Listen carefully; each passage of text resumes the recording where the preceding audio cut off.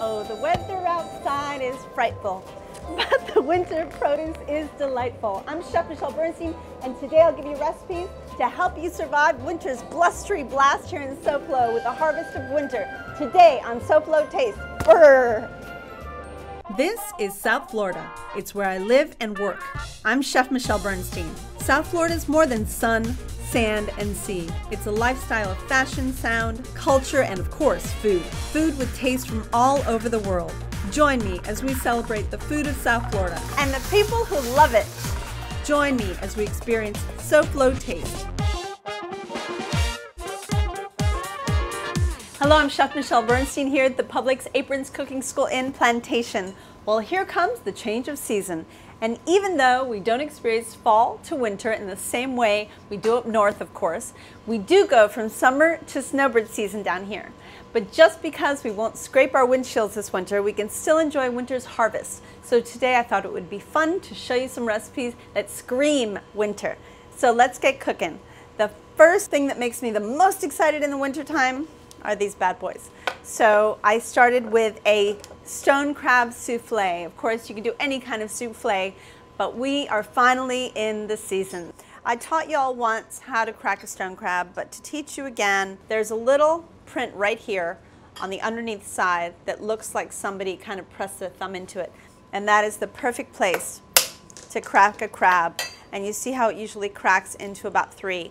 So that's basically what you want to do. And then with the knuckles, you want to crack down. It cracks again into about 4 pieces, and that's about it. So I have about a ½ pound of crab meat right here.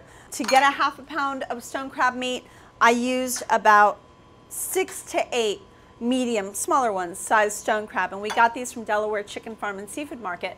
And it's interesting, when I spoke to them, I thought that I was going to need, jumbo ones, but they told me that the meatiest ones, the ones that have literally the most amount of meat to shell, was the medium size.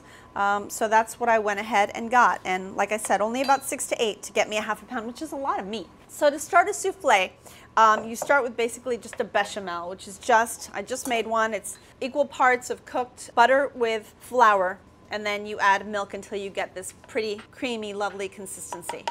So I'm going to add that bechamel to this bowl, and I literally made it a few minutes ago, so I was waiting for it to cool just a little bit. It needs to come to about a room temperature. So from here, I've got 4 whole eggs and 6 extra egg whites. So the 4 yolks go into the bechamel. This is the base to the souffle. Let me just mix that up until it's well combined. And then here I have the 6 whites. So it's the 4 whites from the whole eggs that I had, plus 2 extra whites. And then you whisk until it's nice and stiff and holds its shape. With the shells of the crab, for a sauce, I thought it would be kind of interesting to just throw a little bit of some cream with those shells and a little pinch of sea salt. And what you have here is basically a crab cream that we're going to pour over the souffle when we go to eat it. I've taken a couple of souffle dishes, and what we've done here is added a little bit of melted butter and breadcrumbs to the inside. It'll give you a nice texture and hold on to those egg whites when we pour it in. So for the souffle, we've got a few things. I like to make it real herbaceous, a little bit of fresh lemon zest, and for a little gooiness, I added a little bit of cheese. Gruyere would be perfect, pecorino, totally up to you. So let's go ahead and start folding everything in. I'm going to start with a little bit of Italian parsley, some dill, and some fresh tarragon. All the herbs are now in. I'll add a little bit of lemon zest. It's about a ½ lemon worth of zest. And then, of course, the fresh crab meat. Oh, I hate to throw that in there without eating it. It's really hard for me. I'm such a Florida girl. Fold all that together nice and softly. Add a little bit of cheese, not too much. I'm going to add about a ¼ cup. Mix it all in, and then finally fold in the egg whites. And go ahead and fold all that together. In the folding motion, you basically scoop, take it from the bottom and fold it over the top. folding over so that you keep the egg whites as fluffy as possible. All you have to make sure of is that you don't destroy your egg whites, and all will be good. All right, lovely. Once that's all mixed in, go ahead and spoon that gingerly into your breadcrumbed ramekins. Now, of course, I didn't add flavored breadcrumbs to this because I don't want to borrow the flavor from an Italian breadcrumb. This is just a plain old breadcrumb. And I'll fill them till they're about 3/4 of the way. They'll probably puff up, but I love that. Great. Now, I was thinking about putting like dry mustard and the flavorings that go into a mustard dipping sauce. But you can also do that into the cream that we're serving with it. So it's really up to you. So you're going to bake them in a bain-marie. Take some hot water. Pour it into an oven-ready dish. Place your soufflés in. Don't cover them. And then put them into a nice hot 375-degree oven. And we're going to kind of check the time as we go. I'm guessing about 20 to 25 minutes, but I'll let you know when they're ready. When you come back, my favorite recipe for pasta, carbonara, the right way. SoFlo Taste will return right after this.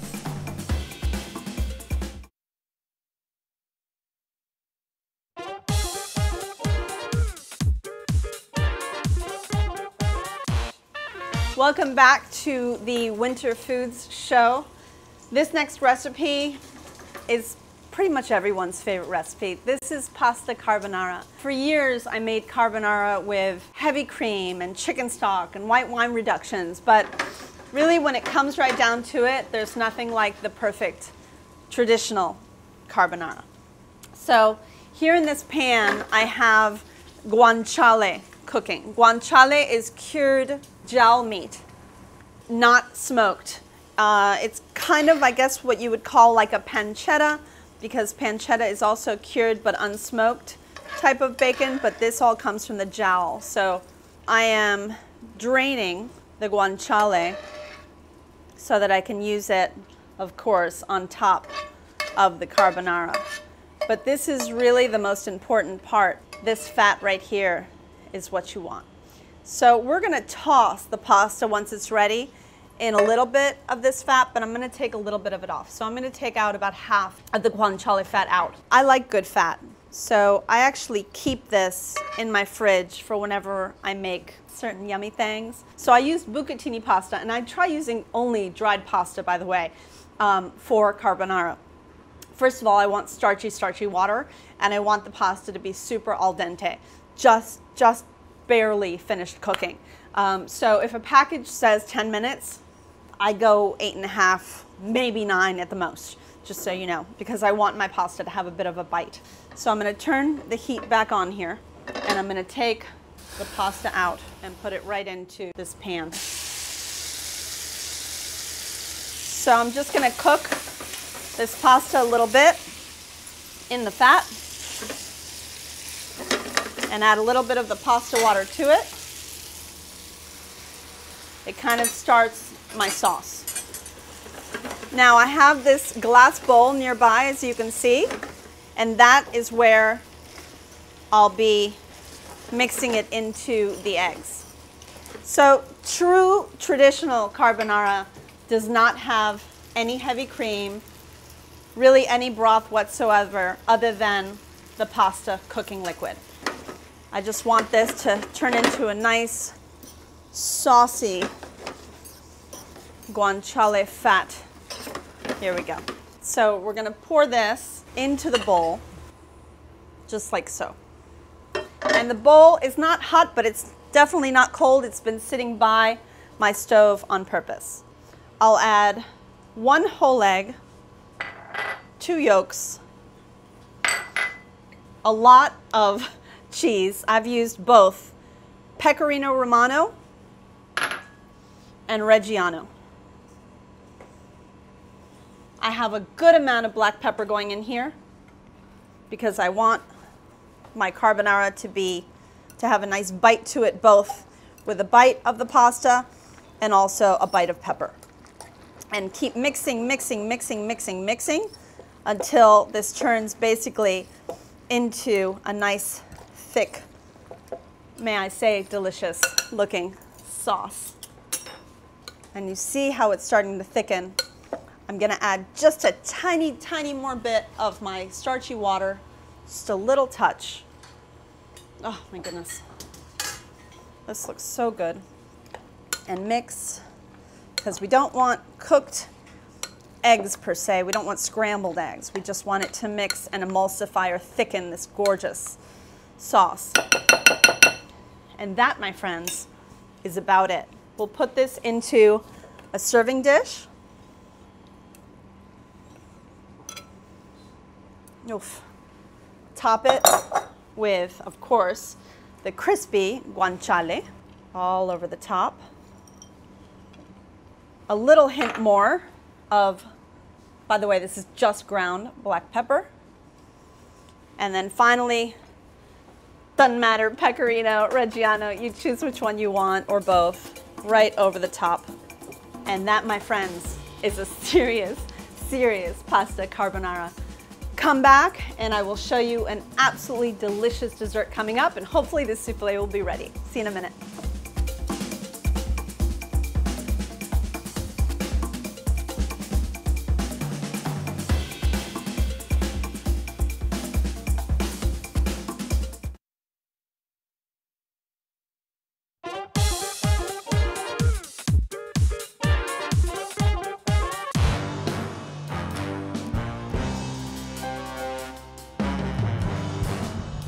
Hi, I'm Hunter Frankie on the road for SoFlo Taste.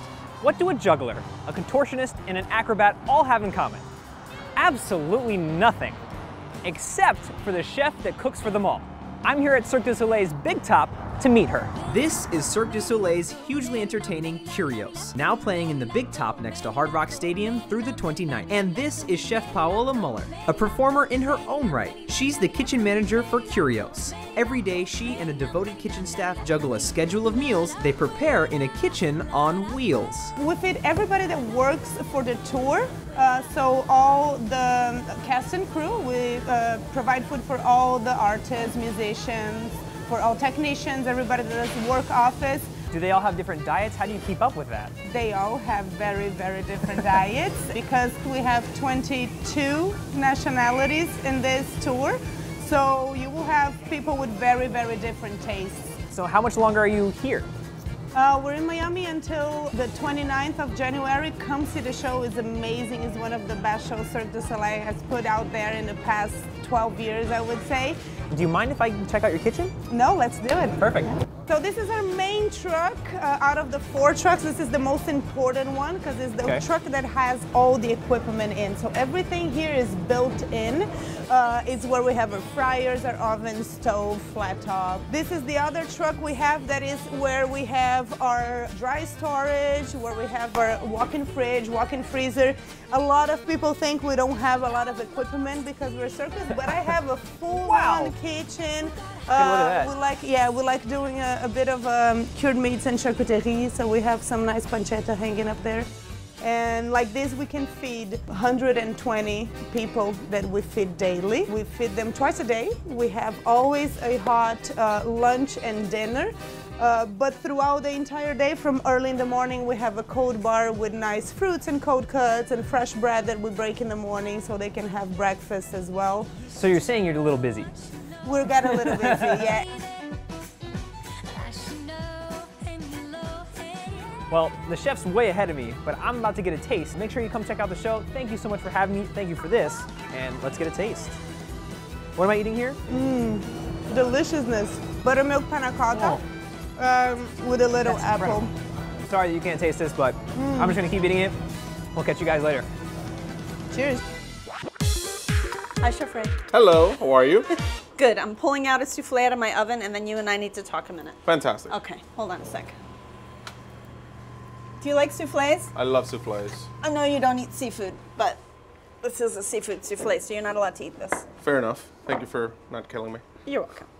So here's the finished stone crab souffle. I strained the shells out of the cream, And this is how I would serve this at home. Nice. Chef, I'm sorry that you can't eat this. It makes okay. me kind of sad, but I'm gonna try it. Enjoy for me. Thank you. Yeah. You know what? I'm gonna eat this, and you tell me about, first of all, the classes that you have Sure. coming up with yours truly. Great. And the idea of giving somebody gift certificates to come to the classes. Perfect. Right? Yeah. So we have gift certificates available. We do cooking classes. We have kids classes. We have teen classes, gingerbread classes coming up as well. We also will be honored to have Chef Michelle Bernstein back with us January 26th. That would be at 6:30. The menu would be online, so you can check it out. And it's Southern. I'm just going to do a little tease. It's a Southern menu. it was a secret. Well, they'd have no idea what Okay, that means. Fine. So check it out. Like I said, great classes. Everything's paired with wine, with beer. We also do private parties as well, and get a gift certificate. Woohoo! Well, sounds good. Thank you, Ray. Thank I you. adore you, but I'm not going to kiss you because I have so No much crap in my problem. mouth. It's okay. I'll see you later. Bye-bye. Bye. So, of course, you can always go to Publix.com for more information, and you got to come. Either mine or anybody else's classes you want to come to. All right, moving on to dessert. How about some churros? The Mexican kind of a donut-ish parachute recipe. I have butter and water here, just came to a boil. I'm going to add salt and vanilla and flour all at once. Once the flour is in, keep working it until it becomes a dough that pulls away from the sides of the pan. So the dough immediately, even though it's not totally done, is already pulling away from the side. So once it already forms into a dough, pulls away from the sides of the pan, go ahead and add it to a mixing bowl and fit it with a paddle. And go ahead and add 1 egg to it.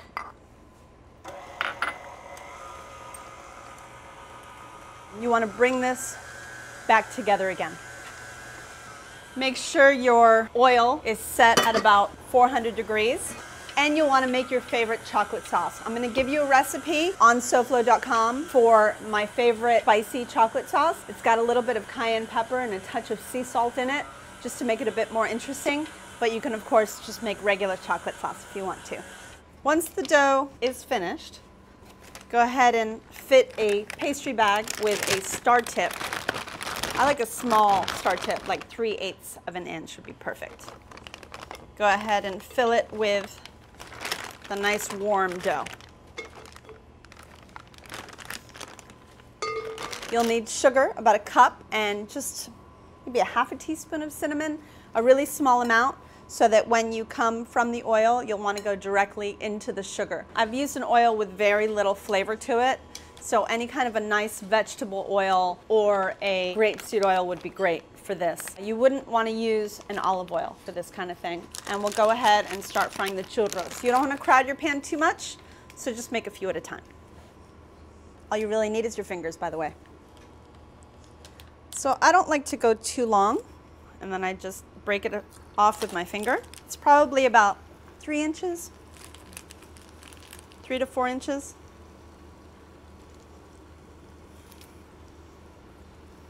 Now you can, of course, ahead of time, just kind of line these on a sheet or on a table, like so.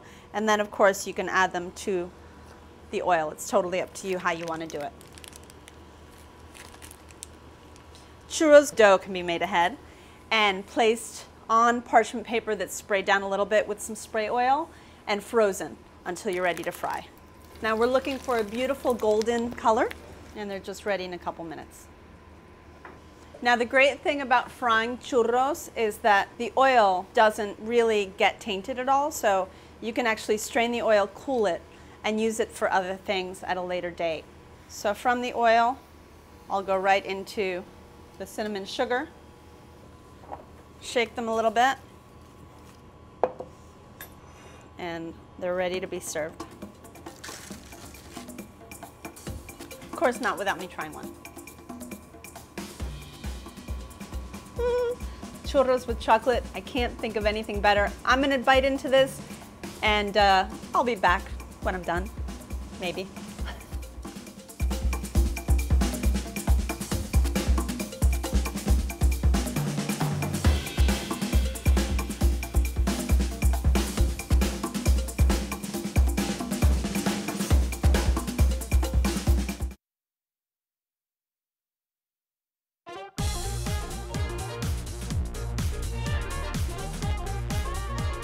I've had a great time with you today here on SoFlo Taste. Thanks for taking time to join me. Please try cooking with the ingredients of winter and enjoy them with family and friends while they last. While the winter food lasts, of course, not the family and friends. Next week, I'm back with the best Japanese import ever. It's tempura, and you don't have to go to a Japanese restaurant to enjoy it. Now stay tuned to Local 10 for SoFlo Home Project with design expert Martin Amado. So taste buds, have a great week, and I'll see you next Saturday here on SoFlo Taste. I gotta get a churro.